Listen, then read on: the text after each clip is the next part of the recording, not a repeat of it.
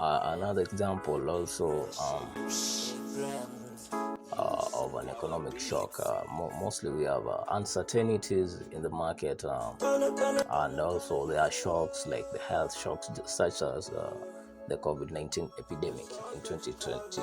So the COVID-19 epidemic of 2020 shock is an example of an economic shock that can precipitate a recession. It may also be the case that an economic shock merely accelerates the start of a recession that would have happened anyway as a result of other economic factors and imbalances that would lead to a recession.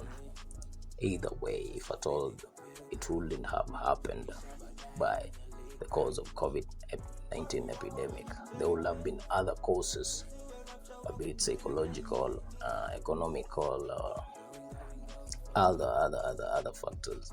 So some theories also explain recessions as dependent on financial factors. This usually focuses on credit growth and accumulation of financial risks during good economic times preceding the recession.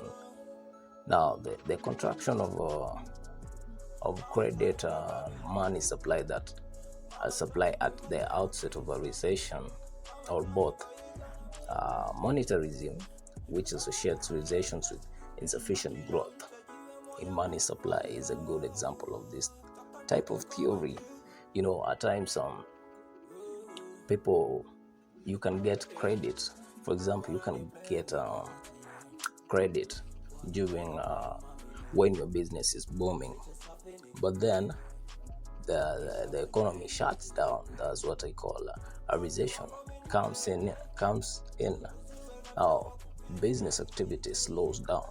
That means you won't get back what you invested in your business on time, and maybe the products may go bad. You might get a loss. So repaying that debt means you going deeper in your own pockets, or using some of your other investments to repay the debt, and that is also some other costs.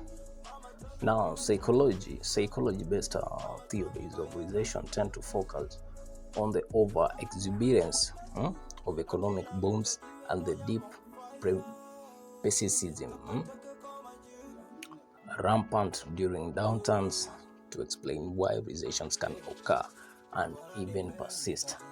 Keynesian economics focuses on the psychological and economic factors that can reinforce and prolong recessions. Now, the concept of a Minsky Moment, named for economist Hermann Minsky, integrates the psychological and financial frameworks, emphasizing the way bull market euphoria can distort incentives of economic actors and encourage unsustainable speculation. Now, recessions and depressions, recession and depression, I'll talk about that later.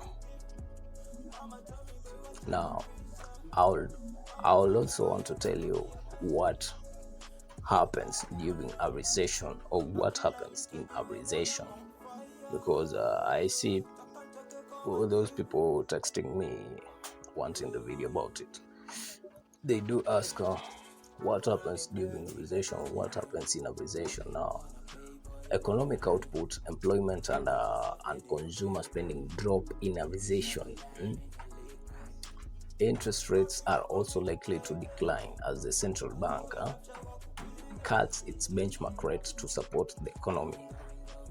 Just like the way the government of Kenya recently did with the credit lenders in the economy, and also the credit firms all over the country.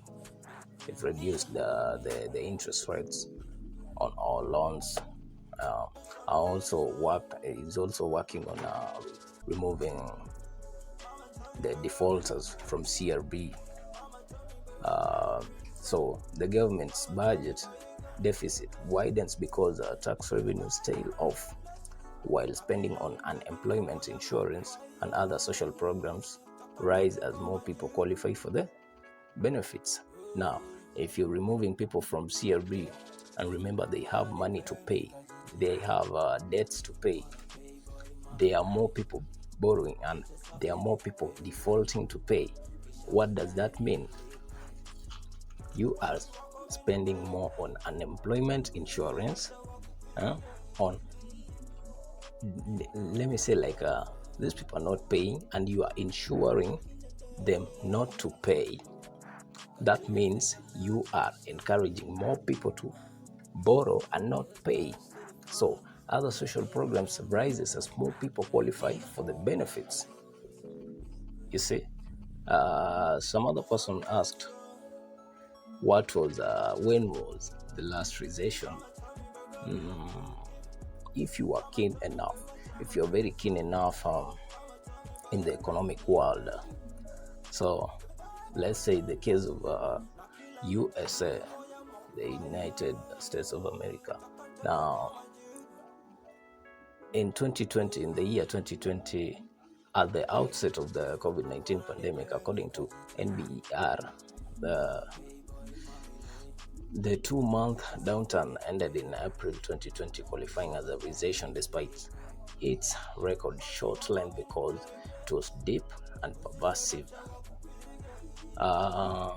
Recessions, let's say like the 1857 recession, which lasted for 17 months, while the 6 recessions since 1980 have lasted less than 10 months on average, but it doesn't have a significant number or duration. It can go way up to decades, depending on how the economy works to heal, works to balance between credit and production. Yeah. So it has no specific number of let's say years or months or days to last. It can go way up to decades. You never know, as long as no one is working to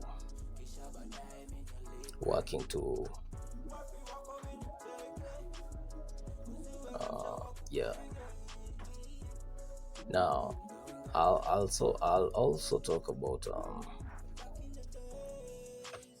if at all you are caught in the middle of such a mess, recession, where the economy is shutting down and you are a businessman, you are a banker, you are a credit lender, you are a farmer, you into production, you into whichever sector you are in, or you are just a customer, a consumer, there are things you can do actually. So, and there are also things you shouldn't do. So I'll start by things you should avoid during a recession. Number one, getting an adjustable rate mortgage. I'll mention them, then come back later and explain them into details. So number one is getting adjustable rate mortgage. Number two, assuming new debt. Number three, taking your job.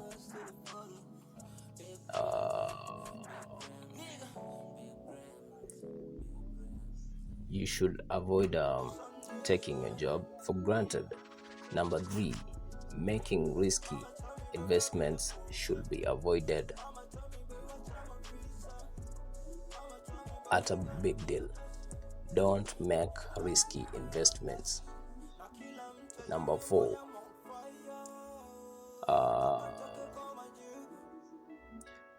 what is the other? I've forgotten it. What was it actually? So number four,